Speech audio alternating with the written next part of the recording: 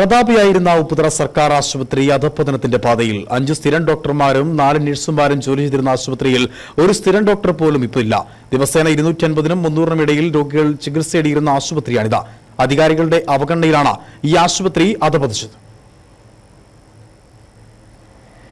1950-ലാണ് ഉപ്പുതറയിൽ സർക്കാർ ആശുപത്രി ആരംഭിച്ചത്. ഡിസ്പെൻസറി ആയിട്ടായിരുന്നു തുടക്കം. ആശുപത്രിയെ ഫാമിലി ഹെൽത്ത് സെന്ററായി പിന്നീട് ഉയർത്തി. ആശുപത്രിക്കും അനുബന്ധ സൗകര്യമൊരുക്കാനും സ്വകാര്യ വ്യക്തികളാണ് ഭൂമി വിട്ടു നൽകിയത്. 91-92 കാലഘട്ടം ആശുപത്രിയുടെ സുവർണ കാലഘട്ടമായിരുന്നു. പ്രസവവും ഓപ്പറേഷനും ഉൾപ്പെടെ ഇവിടെ നടന്നു വന്നിരുന്നു. ആശുപത്രി ഇപ്പോൾ മരണ വീടിന് തുല്യമാണ്. നേരം പുലരുമ്പോൾ മുതൽ ഡോക്ടറെ കാണാൻ കുറഞ്ഞത് 50 മുതൽ 100 പേർ വരെ ഇവിടെ എത്തിയിരുന്നു. ആശുപത്രിയിൽ 200-നും 300-നും രോഗികൾ എത്തിയിരുന്നു. മികച്ച ചികിത്സയിൽ ലഭ്യമായിരുന്നു. എന്നാൽ ഇപ്പോൾ സ്ഥിരം ഡോക്ടർ പോലും ഇല്ലാത്ത അവസ്ഥയിൽ ആശുപത്രി ശ്വാസം മുട്ടുകയാണ്. 1950 ആരംഭിച്ച ഒരു ആശുപത്രി, അതിനുശേഷം ഡോക്ടർ സണ്ണി ഒക്കെ ഇരിക്കുന്ന ഒരു കാലഘട്ടത്തിൽ നിന്ന് CHC ആയിട്ട് ഉയർത്തിയായിരുന്നു.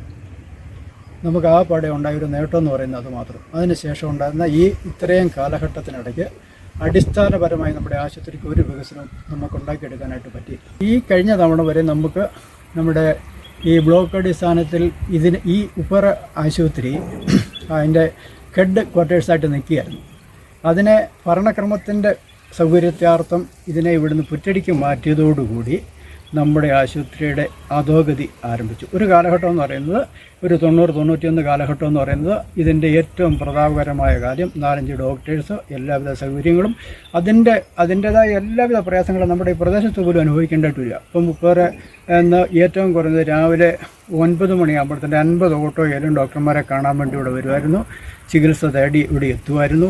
അതുപോലെ തന്നെ ഇപ്പം ആശുപത്രി പിടിക്കലാണെങ്കിൽ 1-2 മെഡിക്കൽ സ്റ്റോറുകളുണ്ട്, അവിടെ ഓട്ടോ ഉണ്ട്, അവിടെ മറ്റ് കടകളുണ്ട്. ഇതെല്ലാം അധപ്പതനത്തിൻ്റെ ഒരു ഘട്ടത്തിലേക്ക് ഇത് പോയിരിക്കുക. ആശുപത്രിയുടെ ബ്ലോക്ക് പദവി മാറ്റുകയും പ്രതിഷേധം ഉണ്ടാവുകയും ചെയ്തതോടെ പദവി തിരികെ നൽകിയെങ്കിലും സർക്കാരും ബ്ലോക്ക് പഞ്ചായത്തും ആശുപത്രിയെ അവഗണിക്കുകയാണ്. ചില കോണുകളിൽ നിന്ന് ആശുപത്രിയെ തകർക്കാൻ ശ്രമം നടന്നിട്ടും ഇതിന് തടയിടാൻ സർക്കാരിന്റെ ഭാഗമായ LDF ഭരണസമിതിക്കും കഴിയുന്നില്ല. ആശുപത്രിയെ ആശ്രയിച്ച് പ്രവർത്തിക്കുന്ന സ്ഥാപനങ്ങളും അടച്ചുപൂട്ടലിന്റെ വക്കിലാണ്. ജനപ്രതിനിധികൾക്കും രാഷ്ട്രീയ നേതാക്കൾക്കും ആശുപത്രിയെ രക്ഷപ്പെടുത്തി ജനങ്ങൾക്ക് നല്ല ചികിത്സ നൽകണമെന്ന ചിന്തയും ഇല്ലെന്നുള്ള ആരോപണവും ശക്തമായിരിക്കുകയാണ്. പ്രതാപിയായിരുന്ന ആശുപത്രിയുടെ അവസ്ഥ കണ്ട് ഭൂമി വിട്ടു നൽകിയവരുടെ പിൻതലമുറക്കാർ വളരെയേറെ ദുഃഖത്തിലുമാണ്. KK Jayakumar, Idukki vision news, Upputhara.